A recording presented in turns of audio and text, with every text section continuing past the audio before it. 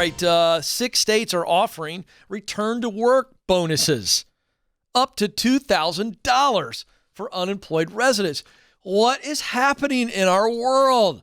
This is a story actually from people.com. That's a tabloid rag, but somehow they put out an actual news story.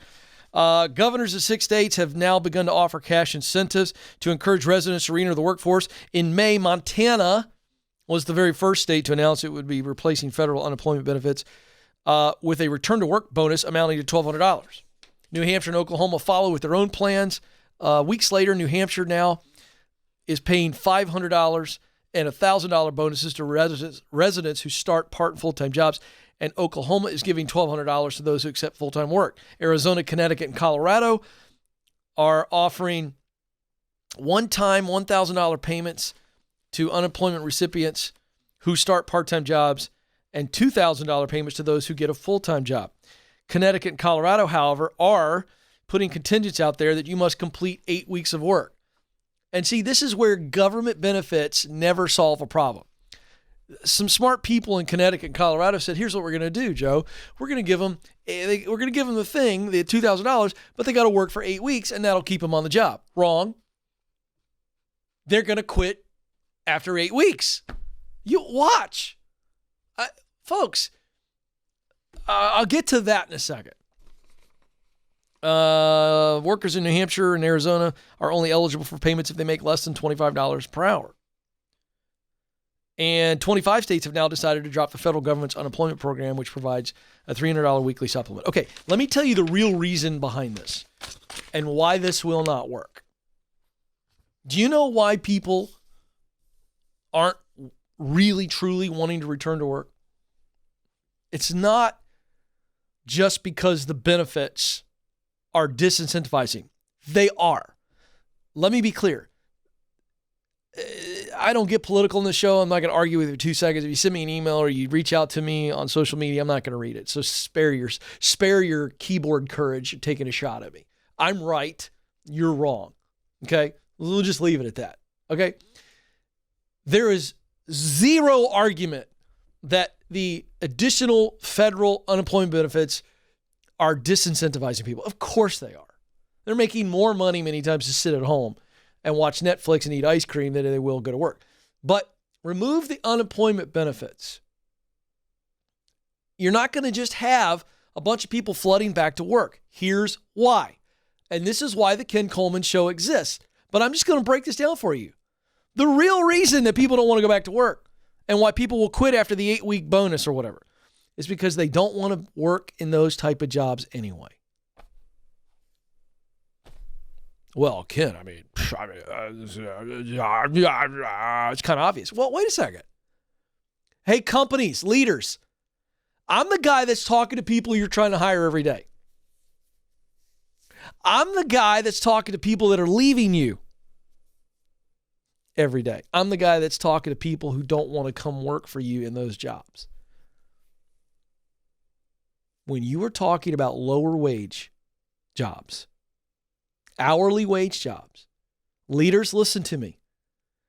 To get those people to come to work, you must show them that by taking that job, they are taking a step towards their desired future. They are stepping on a ladder that will not only just pay them, but will develop them and grow them on their journey. Do you know why young people go to work for Chick-fil-A at 16 and become managers at 20, and 22, and 25, and become senior leaders and VP level leaders? Do you know why?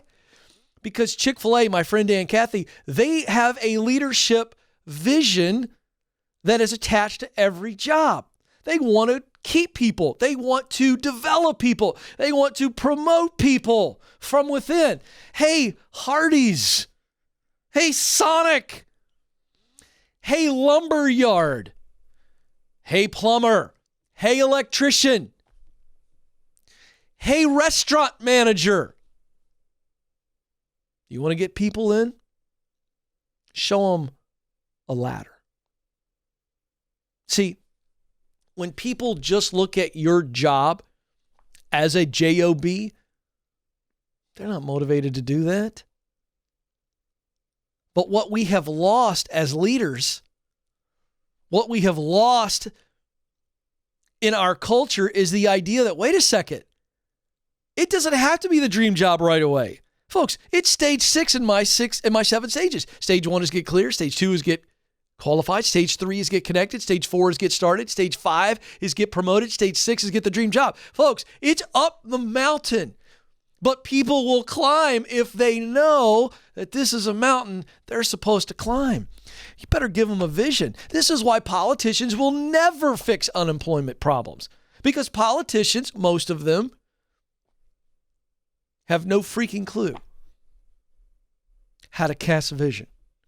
Politicians have no freaking clue how to lead and serve people. Politicians have no clue how to build a business. But leaders, because I know you're listening to me, you're having a hard time finding workers, and you come to an Entree Leadership event and ask me that question, I'm going to, in front of everybody, go, tell me what kind of work a person needs to enjoy doing for this. You have a narrative problem. You don't know how to describe the type of work you're offering. You don't know how to share a vision for, if you do this now, you do a good job, 6, 12 months from now, you can move to this position and this pay and then get this training, move here. You're not showing people a future. You're trying to fill a job. Wait a second, Joe, is it that simple? It actually is. You want to get people back to work, leaders? Cast a vision for their future. That doesn't mean that everybody's going to come flocking to you, but more than you have now. Why do I teach talent, passion, and mission? Hey, leaders, wake up. What if you said, hey, for this position, we need people who are talented at this, this, and this. People begin to identify with that. Hey, that's me. I'm good at that. There's some pride there. What if you say, hey, we need people who love doing this. And instead of saying we need a cashier to take orders at a fast food restaurant, what if you said, hey, we need people who are really good at making people smile. We need people who are really good at taking care of others. We need people who really enjoy making people satisfied and happy. Now that's an identity thing. People begin to identify with that. Hey, what about mission? Hey, we need people who want to serve others. That's a different narrative. You begin to catch the hearts and the minds of people who say, oh, I never looked at this job this way. And if you do that and then attach it to a future that allows them to grow, I didn't say that leadership was easy. I just said it was simple. There's a difference. So I'm here for you. Companies, you leaders out there, you want to know how to attract people? It's all about the narrative that is attached to opportunity for them to get where they want to go. Duh. If we did more of that, we'd have more people in the workforce, more people active, more people moving forward. So there you go.